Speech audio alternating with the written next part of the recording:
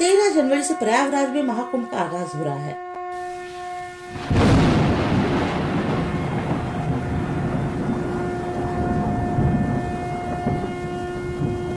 इस पूरी पृथ्वी पर हिंदुत्व का सबसे बड़ा पर्व, जिसे महाकुंभ के नाम से जाना जाता है, जो एक के बाद एक हर 12 साल में उज्जैन, हरिद्वार, नासिक और प्रयागराज में इन 4 शहरों में मनाया जाता है। लेकिन क्या आप जानते हैं कि ये महाकुंभ क्या होता है और क्यों मनाया जाता है? नहीं तो चलिए जानते हैं।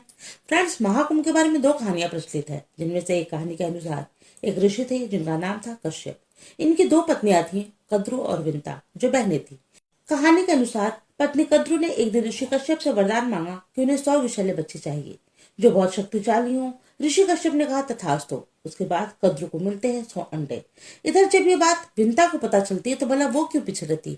उसने भी ऋषि कश्यप से वरदान मांगा कि मुझे भी बच्चे चाहिए। बेशक वो कद्रु के बच्चों से तुलना में कम हो, संख्या में कम हो, परंतु उसके बच्चों से ज्यादा शक्तिशाली हो।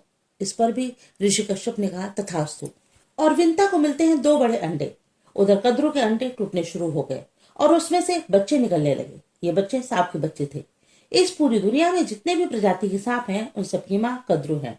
अब कद्रु के अंडों में से तो सांप के बच्चे निकल रहे थे, लेकिन विंता के अंडों में से बच्चे नहीं निकल रहे थे। ये देखकर विंता का सब्र कमान टूट गया और जल्दबाजी में उन्होंने एक अंडा खुद अपने हाथों से तोड़ दिया, जिसमें से एक अर्ध विकसित शरीर निकला और नाराजगी से ये कहते हुए कि ऐसी गलती आप दूसरे अंडे के साथ मत करिएगा, हवा में उड़ गया। इस बच्चे का नाम पड़ा अरु, और यही अरु सूर्य के सारथी हैं। वही दूसरा अंडा अपना समय होने पर टूटा और उसमें से एक ऐसा बच्चा निकला जिसका ऊपर का शरीर बाज का था और निचला हिस्सा इंसान का। इनका नाम हुआ गरुड़ और ये भगवान विष्णु के सारथी बने।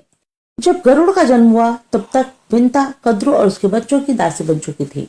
और जब गरुड़ ने उनसे पूछा कि मुझे अपनी माँ को स्वतंत्र कराने के लिए क्या करना होगा, तो उन्होंने कहा कि स्वर्गलोक से अमृत का कलश लाकर हमें दे दो, हम तुम्हारी माँ को छोड़ देंगे। कलश को कुंभ और घड़ा भी कहते हैं। अब गरुड़ जी ने कहा कि ठीक है, मैं अमृत कुंभ आप लोगों को लाकर देता हूँ और अपनी माँ को मुक्त कराता हूँ। गरुड़ जी पहुंच जाते हैं स्वर्गलोक और अमृत का कलश उठा लेते हैं। गरुड़ जी इतने शक्तिशाली थे कि सारे देवता मिलकर भी उन्हें नहीं रोक पा रहे थे और सारे देवता भागते हैं विष्णु जी के पास और कहते हैं कि हे देव, यदि यह अमृत कलश गलत हाथों में चला गया तो अनर्थ हो जाएगा।